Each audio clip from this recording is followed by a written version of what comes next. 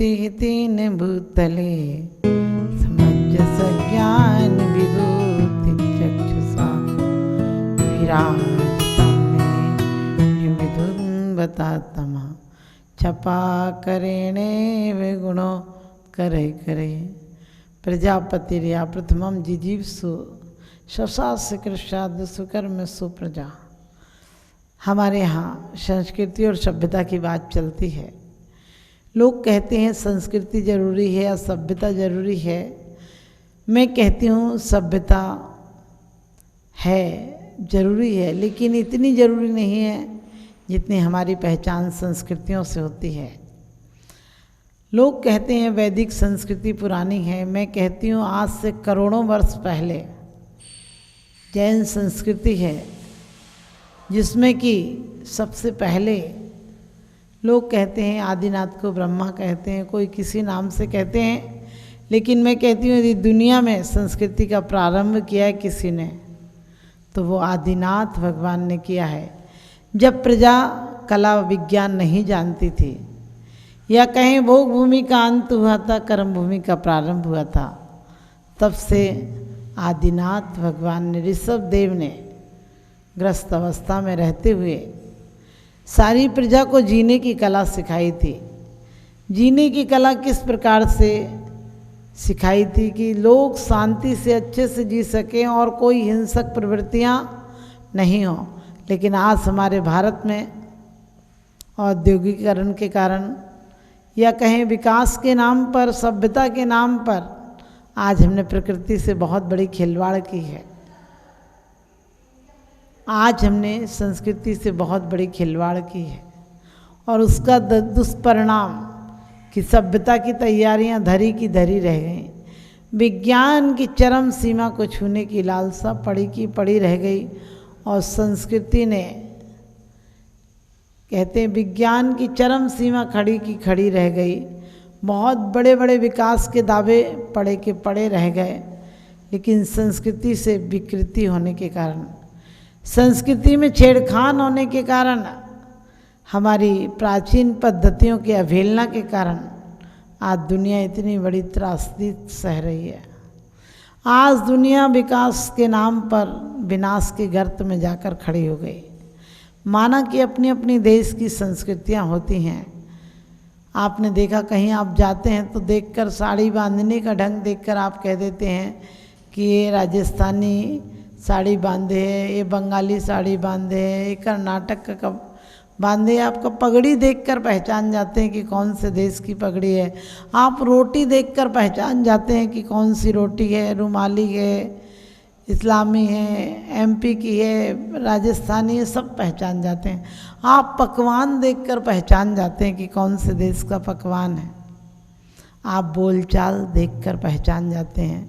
कहते हैं कोस कोस पर पानी बदले, 4 कोस पर वाणी। यानी कोस कोस पर तो पानी बदलता है, लेकिन 4 कोस पर आने पर लोगों की व्यक्तित्व, लोगों का व्यवहार, लोगों की शिक्षाएं बदल जाती हैं। लेकिन आज अफसोस है कि हम अपनी सारी संस्कृतियों को भूल गए हैं। हमारे यहाँ भारत में अभिवादन किया जाता था, कोई आता था तो पैर छूने का परंपरा थी, हाथ जोड़ने की परंपरा थी।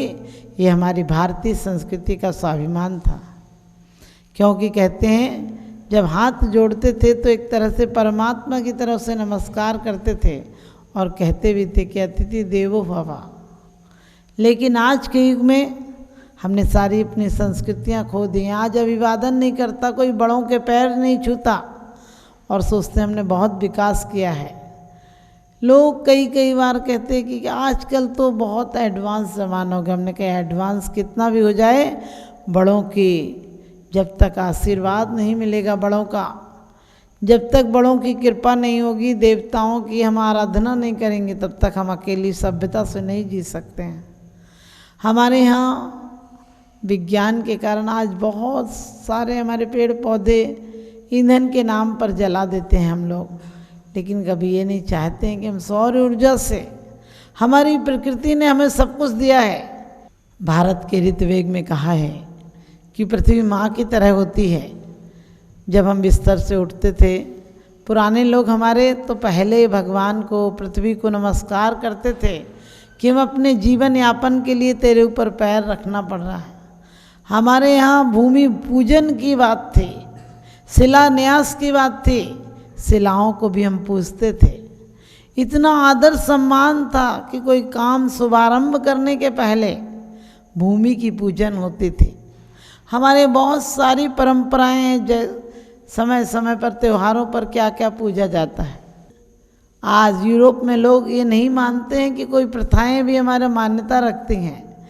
एक बार अकबर और बीरबल जा रहे थे तो अकबर ने बीरबल से कहा कि तुम लोग क्या पेड़ पौधे को पूजते हो, इनमें कुछ होता भी है? तो आगे चलकर फिर बीरबल ने एक तुलसी देखी और कहा, जय हो तुलसी मैया, ये तुलसी माता है। बीरबल की बात सुनकर अकबर को हंसी आई और कहने लगा, ये माता है क्या तुम्हारी? उसने लिया तुलसी के पौधे को और उखाड़ कर फेंक दिया। अब बीरबल तो बीरबल था, आगे गया और उसने एक पौधे को और कहा कि जय पिताजी, और वो बीरबल ने लिया और उस पौधे को भी उखाड़ कर फेंक दिया। लेकिन वो पौधा था खाज वाला पौधा, जिसमें पकड़ने के बाद खाज आ जाती है। अब तो वो खाज से अकबर बड़ा परेशान हो गया, कहने लगा क्या हुआ, अब मैं कैसे ठीक होऊंगा, कोई इलाज बताओ, इलाज बताओ। उसने कहा कि आप इलाज तो बता दूंगा, आप बोलो गौ माता के इलाज से आप ठीक हो जाएंगे, बोलो गौ माता की जय। उसने बोल दिया और बीरबल ने लेकर गोबर उसके शरीर पर पूरा लेप कर दिया, खाज मिट गई उसकी, खाज मिट गई। अकबर ने कहा कि ऐसे ही जाऊंगा पूरा गोबर से शरीर लेकर? उसने कहा गंगा मैया है, आप गंगा मैया में नहा लो। और कहते हैं अकबर ने नहाया और अकबर को समझ में आ गया कि भारत के लोग, प्रकृति में भी इनके यहाँ सब कुछ है। हमारी औषधियाँ, आपने देखा गोमूत्र से जीव जंतु पैदा नहीं होते हैं, गाय की गोबर से घर की सफाई हो जाती है। हमारे यहाँ हर चीज़ का उपयोग है, सही उपयोग है, क्योंकि भारतीय संस्कृति एक मिली जुली मेल मिलाप की, बड़े प्रेम और मोहब्बत की संस्कृति है। जबकि सभ्यता ने हमें ऊंची इमारतें दी हैं, बड़े कल कारखाने दिए हैं, बड़ी बड़ी मशीनरी दी है, लेकिन क्या करोगे जब इंसान अशांत हो जाएगा। हमारी भारत की संस्कृति ऐसी थी, हम पेड़ पौधों से भी माफ़ी मांगते थे, पेड़ पौधों से भी कहते थे कि माफ़ करना, मैं अपनी आजीविका के लिए तुम्हें कुल्हाड़ी से काटना पड़ रहा है। लोगों की कितनी बड़ी मान्यता थी कि पृथ्वी, जल, अग्नि, वायु, वनस्पति, किसी को व्यर्थ नहीं गंवाते थे। आज लोग नारे लगा रहे हैं, देश बचाओ, जल जीवन है। अरे हमारे यहाँ पहले जल की इतनी मर्यादा थी कि जल सिर पर आता था और जल, पीने का जल ऊंचे स्थान पर रखा जाता था, जल का बिल्कुल अपव्यय नहीं होता था। लेकिन आज सभ्यता के नाम पर, आज सभ्यता के नाम पर हम बिल्कुल भिखारी हो गए हैं, बिल्कुल दरिद्री हो गए हैं। आज आपने बफर सिस्टम में कभी खाते हुए लोगों को देखना, तंदूर पर ऐसे खड़े रहते हैं जैसे कोई भिखारी खड़ा हो, एक रोटी दे दे, अभी तो दी थी। वो चिल्ला कर कहता है, वो कहता है नहीं एक और दे दे। लाइन में खड़े रहते हैं जैसे भिखारी खड़े रहते हैं। हमारे यहाँ क्या परंपरा थी कि बैठा कर मना कर खिलाते थे। आवी नहीं, आदर नहीं, नैनन नहीं सने, और तुलसी बहा न जाए कंचन बरसे में। अब आव नहीं रहा, आदर नहीं रहा, मुनहार नहीं रही, लोगों का प्यार नहीं रहा, नमस्कार नहीं रहा। अब तो अफसोस है, अपनी माँ को भी डियर कहने लगे। इस संस्कृति के युग में माँ बाप से हाथ मिलाने लगे। अरे आँख उठाने की हिम्मत नहीं होती थी हमारे यहाँ। हमारा वो भारत था, हमारे यहाँ की वो संस्कृति थी कि एक बेटा पिता को, माता को लेकर, कंधे पर लेकर यात्रा को निकल जाता था तो राम जैसा बेटा पिता के आदेश के लिए, पिता की बात रखने के लिए राज्य को तिलांजलि दे देता था। गुरु की बात रखने के लिए एकलव्य अपना अंगूठा दे देता था।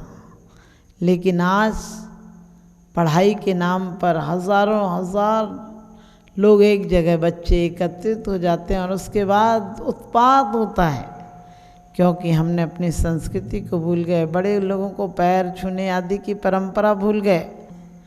हर हिस्सा एक दाग बना है, खून हुआ है अब पानी। ये तो ऐसा होना ही था जब घर में नहीं दादी नानी। टूट रहे परिवार, यहाँ पर बच्चे तन्हा रहते हैं और नौकर और पड़ोसी की बेकारी हरकत सहते हैं। ऐसा लगता है अब भारत अपना देश नहीं।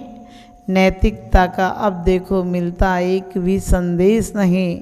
बस अब आगे कैसे बढ़ना है यही सिखाया जाता है। जहाँ बुराई हीरोइन हो, पाप जहाँ पर नायक है, उनको उतनी शोहरत मिलती जो जितना नालायक है, उनको उतनी शोहरत मिलती जो जितना नालायक है। हमारे यहाँ वो देश था कि आदमी के सदाचार को सम्मान किया जाता था, आदमी के सदाचार नैतिकता। हमारे यहाँ पुनर्जन्म की बात थी। हमारी संस्कृति में पुनर्जन्म का मतलब था संयमित जीवन, कि ये जीवन नहीं भोग पाएंगे तो आगे और अच्छा जीवन मिलेगा। वो पुनर्जन्म को मानते ही नहीं है, इसलिए दिन पर दिन पाप और अत्याचार कर रहे हैं। लोग सोच रहे हैं जितना मिले भोग लो। हमारे भारत की संस्कृति ऋषि मुनियों की संस्कृति थी, जहाँ पर बच्चों की तरह आत्मा को पोषित किया जाता था, बच्चों की तरह सुदृढ़ बनाया जाता था।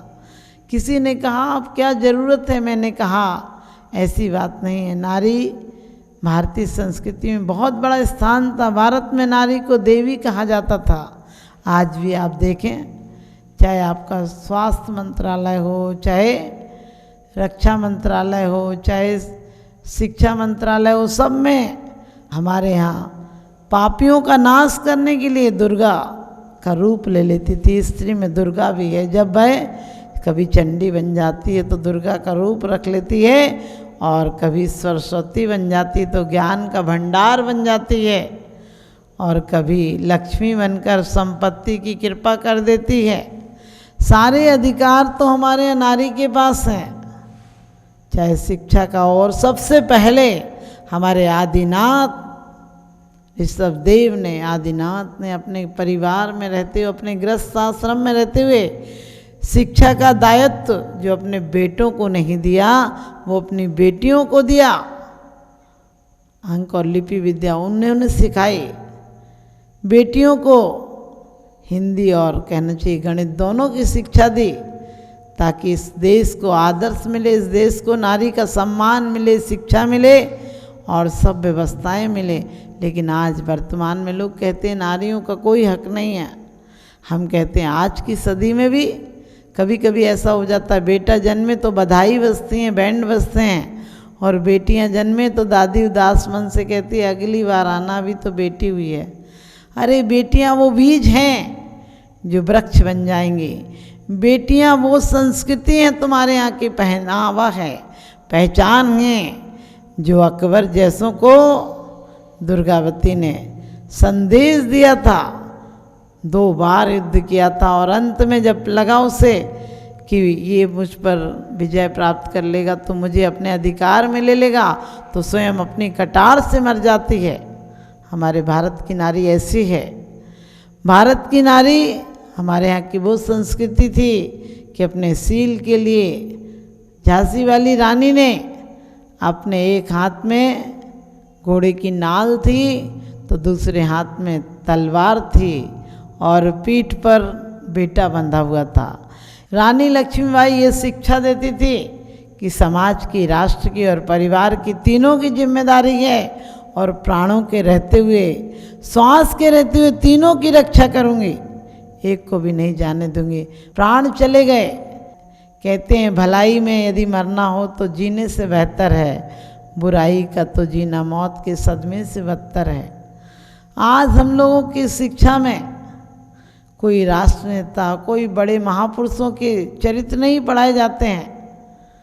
हम उन लोगों के चरित्र, उन लोगों के इतिहास पढ़ाते हैं जिन लोगों ने हमारे यहाँ लूट खसोट की, उन लोगों की पश्चिमी सभ्यता को अपनाते हैं जिन्होंने हमारे भारत को दरिद्र बना दिया, गुलाम बना दिया, लाखों लोगों को मौत के घाट उतार दिया।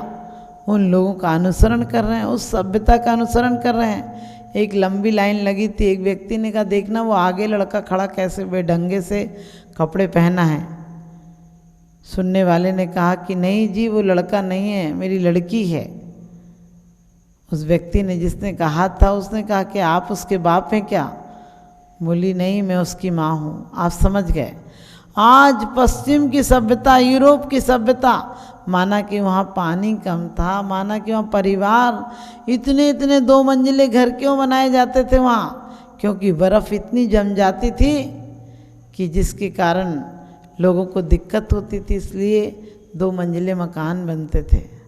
लेकिन हमारे यहाँ तो एक बाखर होती थी, बहुत बड़ा आंगन होता था, चारों तरफ सबके कमरे होते थे और क्या वातावरण था। हमारे यहाँ त्योहारों पर मल्हारें गाई जाती थी, पानी बरस जाता था, लोग त्यौहार भी मिलजुल कर मनाते थे। आज यूरोपीय देश में इजराइल हो और ईरान हो, ये सब किस बात पे लड़ रहे हैं?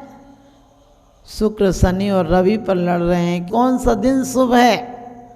हमारे यहाँ भारत में तो पूरी की पूरी तिथियां शुभ होती हैं, पूरी तिथियों पर त्यौहार होते हैं। हम उस संस्कृति में रहने वाले हैं जो सभ्यता हमारा आवरण हो सकता है, क्योंकि जिस व्यक्ति को संस्कृति का ख्याल है वो असभ्य हो ही नहीं सकता है, उसके अंदर सभ्यता होगी। और एक नहीं अनेकों दृष्टांत हैं हमारे यहाँ कि जिन लोगों ने अपनी संस्कृति को अपनाया है। और संस्कृति को अपनाकर लोग कई बार कहते हैं कि अब तो सभ्यता का युग है। मैं कहती हूँ संस्कृति को मत भूल जाना। संस्कृति हमारी आन है, बान है, शान है, हमारी ज़िंदगी की पहचान है। क्योंकि यदि हम जिंदगी में ये नहीं कर पाए तो समझ लेना दूसरों के भरोसे, दूसरों का सहारा लेकर हमें नहीं जीना है।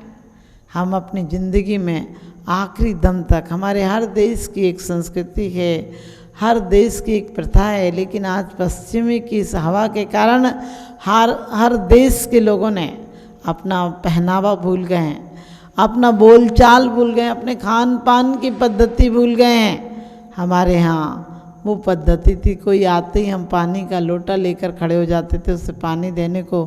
आज लोग कलेजा जला रहे हैं, चाय पी पी कर कलेजा जला रहे हैं और सोचते हैं पश्चिम की सभ्यता में कोई कहीं ले जाएगी। अरे पश्चिम की सभ्यता सिर्फ डुबाने का काम करेगी और पूर्व की संस्कृति तो उठाने का काम करेगी।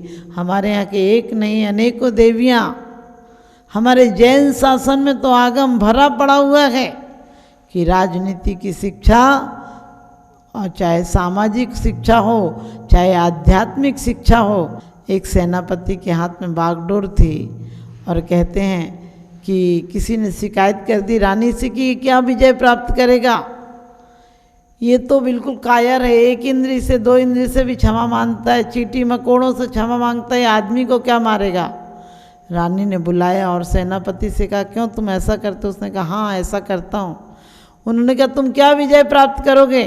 उसने कहा विजय अपनी जगह है, वो मेरी जिम्मेदारी है, वो मेरा कर्तव्य है, लेकिन मैं 23 घंटे आपकी नौकरी करता हूँ, 1 घंटे अपनी नौकरी करता हूँ। और कहते हैं उन्होंने कहा कि ठीक है मैं जीने के लिए जिम्मेदारी से लड़ूंगा और लोगों को हो सका तो विरोधियों को मारूंगा भी, लेकिन 1 घंटे बैठकर हम भारत के लोग हैं अपने लिए ध्यान करते हैं। 1 इंद्री से लेकर पेड़ पौधे पृथ्वी आदि से हम सबसे क्षमा मांगते हैं कि भूल से मैंने तुझे खोदा हो, काटा हो, जो कुछ भी किया हो उसे क्षमा करना। आज भारत में उल्टे सीधे गाने चलते हैं, तू पैसा पैसा करती है, पैसे पे क्यों मरती है।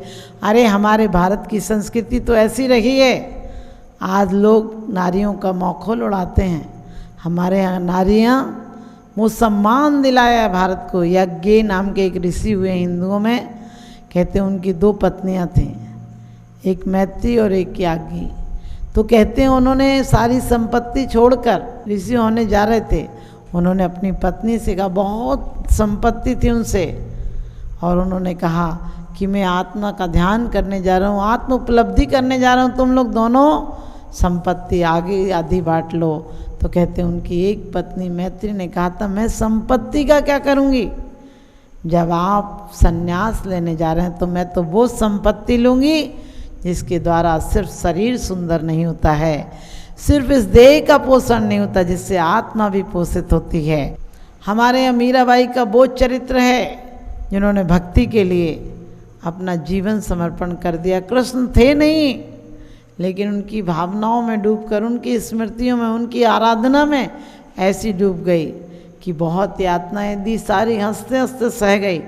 और जहर का प्याला पिया तो भी जहर असर नहीं कर पाया, क्योंकि हमारे यहाँ भारत की संस्कृति ऐसी होती है, आराधना से मन पावन हो जाता है। दुर्गावती पर अकबर ने कितना जोर डाला, लेकिन दुर्गावती को 2 बार हरा नहीं पाया और अंत में दुर्गावती ने प्राण दे दिए अपने, लेकिन किसी की पराधीनता स्वीकार नहीं की।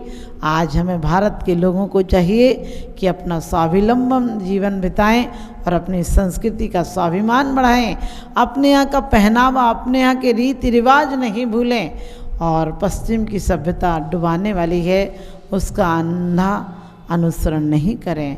और इसके साथ ही कहते हैं कि अपने बल पर ही जिंदा लोग चला करते हैं, कंधों पर तो सिर्फ जनाजा उठा करता है, कंधों पर तो सिर्फ जनाजा उठा करता है। हम दूसरों की नकल नहीं करेंगे, हम नकलची बंदर नहीं बनेंगे, बल्कि अपना अकल, अपनी स्वाभिमान, अपनी संपत्ति को पहचानेंगे और जीने के लिए हमारी सभ्यता के साथ साथ, मैं ये नहीं कहती हूँ कि सभ्यता का साथ नहीं दो, लेकिन अंधा अनुसरण मत करो। अपनी जो शान आन बान थी, अपनी बच्चियों को शिक्षा दो, लेकिन शिक्षा के साथ साथ हमें चाहिए कि हमारी लड़कियों को भी, जो हमारी भारतीय संस्कृति थी, भारतीय संगीत था, जो एक हमारे यहाँ का आदर्श था, भारत की नारी दुनिया में आदर्श मानी जाती थी, उसी पोशाकों को, उसी पहनावे को अपनाएं और अपनी भारत की संस्कृति, जो हमारे यहाँ पूजन पाठ की संस्कृति है, जो बच्चों को संस्कार देने की संस्कृति है, हमारे यहाँ बच्चों को बिल्कुल गर्भ से ही अच्छे संस्कार नहीं दिए जाते हैं। तो हम अपनी संस्कृति को अपनाएंगे, अपने परिवारों में दादी नानी चाची के साथ रहेंगे, अंकल आंटी नहीं कहेंगे, क्योंकि पहले मौसी बुआ में अंतर होता था, अब आंटी में कोई अंतर ही नहीं होता। पता नहीं बाप की बहन है कि माँ की बहन है। पहले आपको पता होगा हमारे यहाँ कितनी सुंदर संस्कृति थी, कोई आता था हम पैर छूते थे, आजकल पैर छूने की परंपरा समाप्त हो गई। अरे जाने दो पैर छूने की परंपरा, तो जाने दो परमात्मा के आगे झुकने की परंपरा भी हमने समाप्त कर दी है, क्योंकि कहते चुस्त कपड़ों से शरीर मेरा जाम है। आज के लोग जींस पहनते हैं और उसके कारण झुक नहीं सकते, इसलिए कहते हैं चुस्त कपड़ों से शरीर मेरा जाम है और झुक नहीं सकता भगवान, इसलिए तुम्हें स्टैंडिंग में ही प्रणाम है, स्टैंडिंग में ही प्रणाम है। तो आप सब प्रणाम के तरीक़ों को अपनाएं, अभिवादन के तरीक़ों को अपनाएं। अपनी भारतीय संस्कृति की अलग पहचान है। हमारे यहाँ भारत की संस्कृति विकृति की नहीं, हमारे यहाँ की भारत की संस्कृति तो सर्वसम्मानीय संस्कृति है। पश्चिम के देशों ने कुछ दिनों में ऐसा विकास किया है कि हमारे पूरब के लोग पूरे आकर्षित हो गए हैं, लेकिन हम मरते टाइम विवेक से मरेंगे। पश्चिम के अधिकांश लोग डिप्रेशन में मरते हैं, हम अपने डिप्रेशन को हटाएंगे और प्रभु भक्ति लाएंगे। इन्हीं शुभ भावनाओं के साथ आप सब भी अपनी संस्कृति को अपनाएंगे, चाहे हड़प्पा की संस्कृति हो, चाहे नालंदा की हो। हमारे यहाँ कैसे कैसे विश्वविद्यालय चलते थे, जहाँ कि हमारे यहाँ के जैन छात्रों ने भी इस ज्ञान को पाने के लिए अपने आन बान और परिवार लगा दिया था। उसका ज्वलंत उदाहरण है अकलंक निकलंक। तो हम आप सबसे यही कहेंगे कि हम भारत की संस्कृति को पिछड़ी संस्कृति नहीं समझें, वो हमारी एक सर्वमान्य और सर्व से आदर्श श्रेष्ठ संस्कृति है। आप सभी अपनी संस्कृति का स्वाभिमान बनाएं, अपनी प्रकृति को प्रकृति में जिएं और अपने जो 5 स्थावर हैं उनकी रक्षा करें, 10 जीवों की रक्षा करें, जितनी हो सके उतनी ज़रूर करें और अपने जीवन को महान बनाएं। किसी की 100 वर्ष की ज़िंदगी से कुछ नहीं होता, किसी की 2 वर्ष की ज़िंदगी 100 काम करती है। तो आपकी जो छोटी सी ज़िंदगी है, छोटी सी ज़िंदगी है, तकरार किस लिए रहती है दिलों में, दरार किस लिए है, साथ कुछ पलों का फिर सब जुदा जुदा। इसलिए ज़िंदगी में खार बिछाएं किस लिए, खार बिछाएं किस लिए। और मैं तो यही कहूँगी, आप अपनी जीवन शैली को बदलें, आपके जीवन में खुशी के फूल आ जाएंगे। ये ज़िंदगी एक खाद है, इसे घर में रख लोगे, भोगों में लगा दोगे तो बदबू दे देगी, और योगों में लगा दोगे तो सुंदर फूल और फल दे देगी। और फूल और फल जीवन का यही है कि हम परमात्मा बने, हम देवताओं की तरह ज़िंदगी में रहें, जिए तो मेहरबानी बन जाएं और मरे तो कहानी बन जाए। हमारी चिता जलने के पहले हमारी चेतना जग जाना चाहिए, यही जीवन का लक्ष्य होना चाहिए।